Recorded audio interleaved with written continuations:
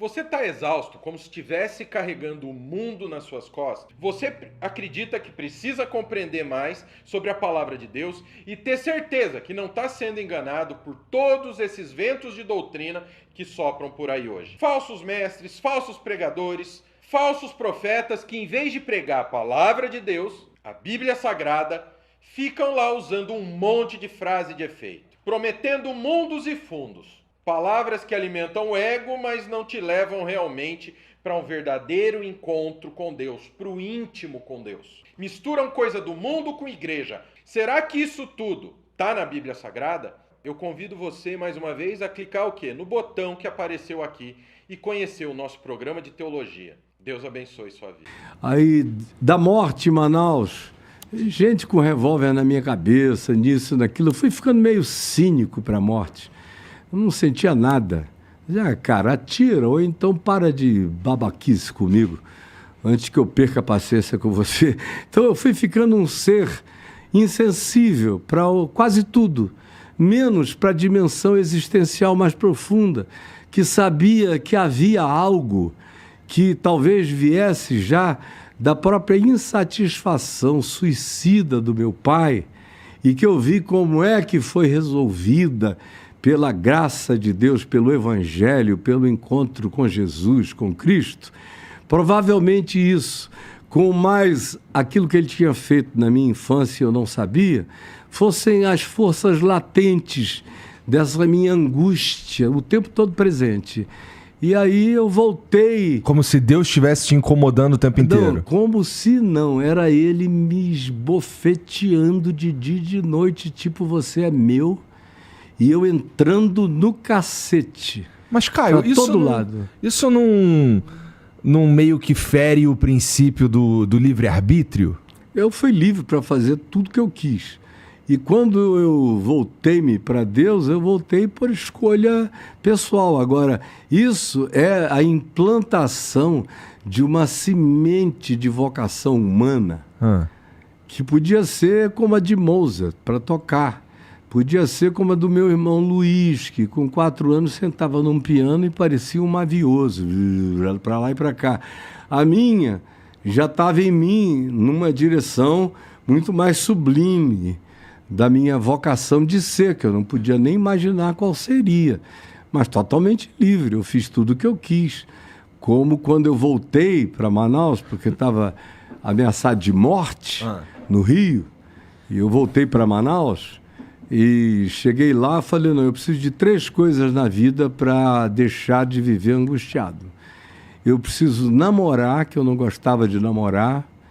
Eu só gostava de mulher, mas de namorar não, de me relacionar não. Era um negócio muito, muito parado. Entendi. Segundo, eu preciso de um emprego para eu, ao invés de muambar, porque eu vendia muita muamba. E eu tinha um amigo muambeiro, aprendi a vender muamba, pegava muamba que vinha da Suécia, aqueles filmes pornográficos no início dos anos 70, que vinha em Super 8.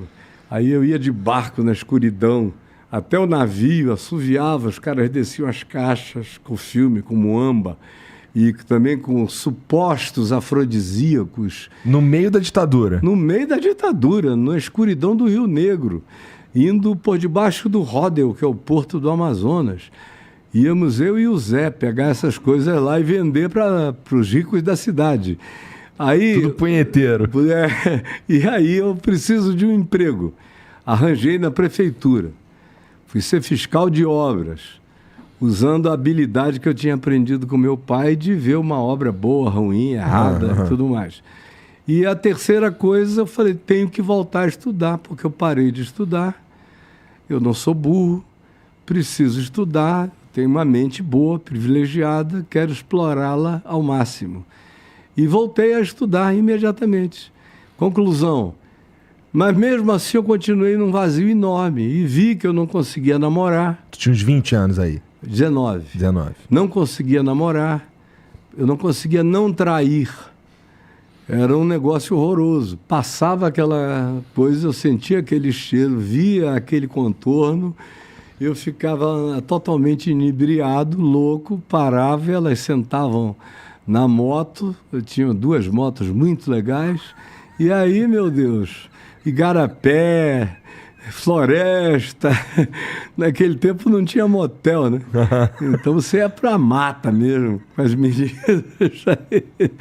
Aí eu entrei numa angústia enorme, muito grande. Foi o tempo que um amigo meu se suicidou. E eu tive aquele choque da experiência do suicídio dele, que me abalou enormemente. Eu falei, será que eu tenho coragem para dar uma finalidade à minha existência angustiada, como ele teve na dele? E aí eu comecei a loucubrar sobre isso, até que um dia eu falei, não, eu não quero mais viver. Eu vou atrás de uma arma, porque eu vou dar um tiro na cabeça, eu não quero que minha mãe se choque comigo, me arrebentando contra uma muralha na moto, nem nada assim tão esmagador. Mas eu não aguento mais viver. Aí, nesse dia, foi que eu passei na frente de um templo da Assembleia de Deus e tinha tanta gente saindo pela porta que eu tive que parar a moto, não dava para eu atravessar. Aí veio um garoto, falou, eu estudo na sua classe, você não me percebe, mas eu te conheço. Entra aqui e ouve uma mensagem que pode mudar a tua vida. Aí ele me levou para uma galeria, sentei lá. Do nada? Do nada.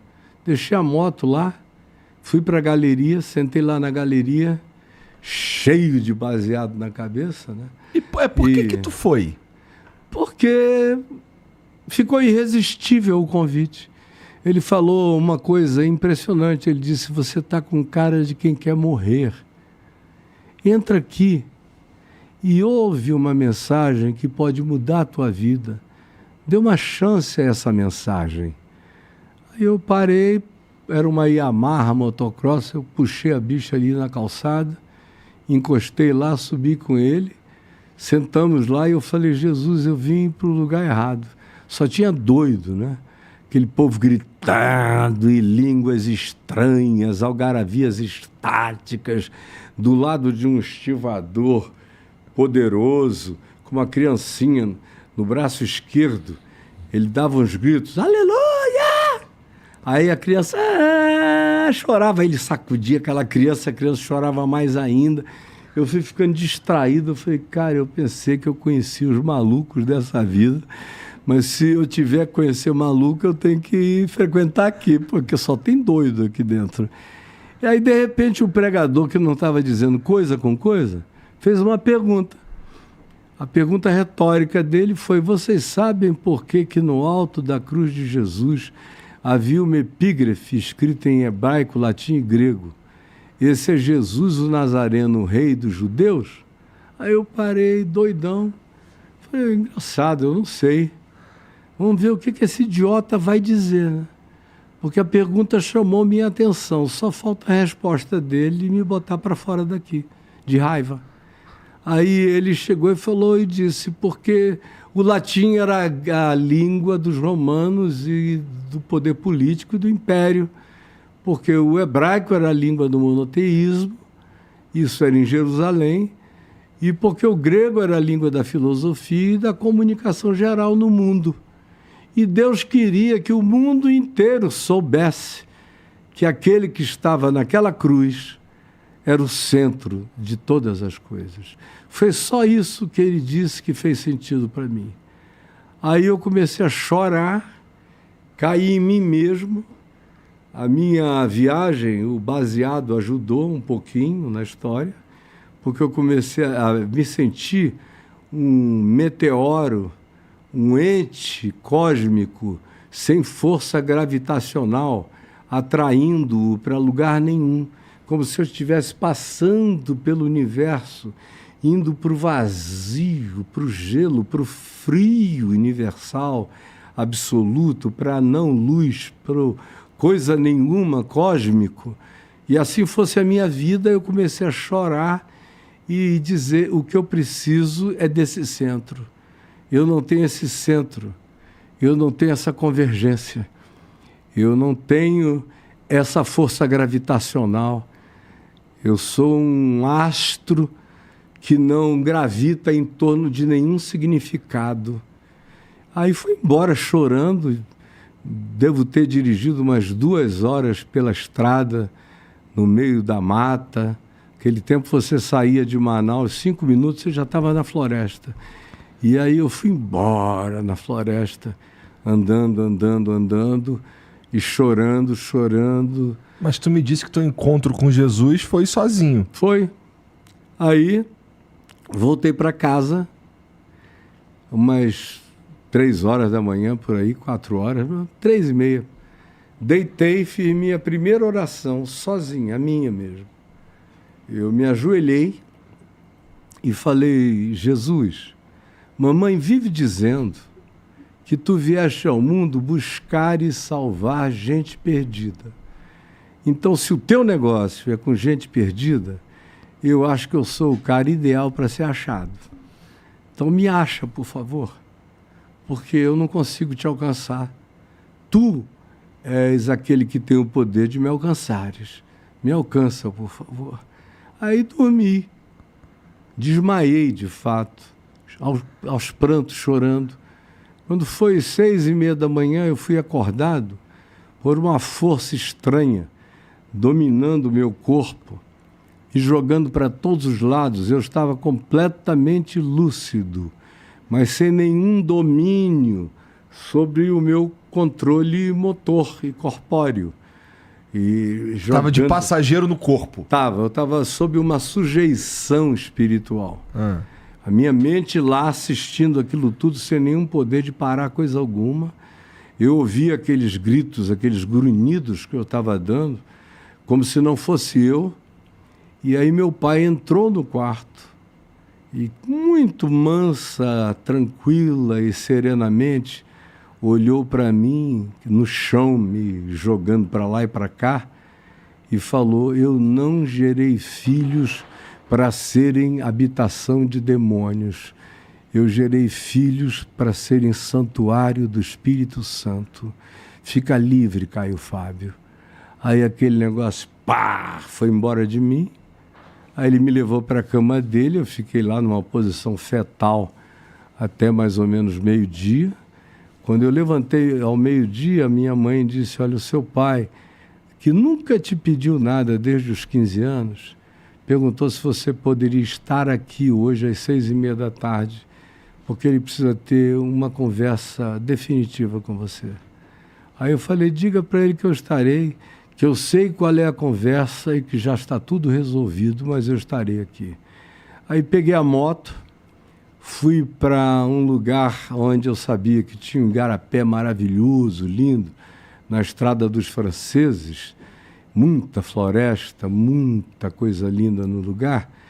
Eu passei pelas trilhas todas até a moto não poder mais ir.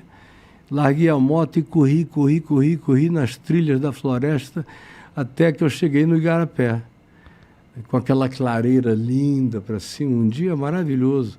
Dia 18, esse já foi o dia 19 de julho. Eu tinha ido naquela reunião na Assembleia de Deus no dia 18 à noite. E aí eu falei: Jesus, eu já sou teu. Eu fui batizado pelos católicos com 1 mês de idade, pelos presbiterianos com 2 meses de idade. Agora somos só nós dois. Aí me joguei para trás, de costas, em nome do Pai, com os olhos abertos, vendo aquele céu azul, aquela água límpida. Voltei e tomei ar em nome do Filho, em nome do Espírito Santo. Aí saí dali correndo, numa alegria. Aí encontrei uma ex-namorada minha e um amigo que vinham em 2 cavalos de raça, na parte da estrada onde dava para passar. Aí ele falou: como é que é, seu Caião? Tudo bem? Não sei o quê. Estou aqui com essa mutucona de maconha. Vamos fumar um baseado? Aí eu falei: olha só, o Caio, que fumava baseados, eu deixei morto aqui a uns 4 quilômetros de distância. Está mortinho lá. Esse aqui não fuma baseado. Esse aqui não tem nada a ver com o cara que você conheceu, nem com o cara que te namorou, fulana. Nada. É um outro cara. E tem o seguinte, se insistirem em querer trazer aquele cara de volta, a única coisa que eu sei é encher de cacete.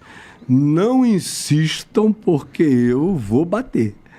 E aí fui embora, cheguei em casa, meu pai chegou para mim e falou, meu filho, deixa eu te dizer, sem delongas, ou é Cristo ou é o caos. Aí eu falei, não pai, é Cristo.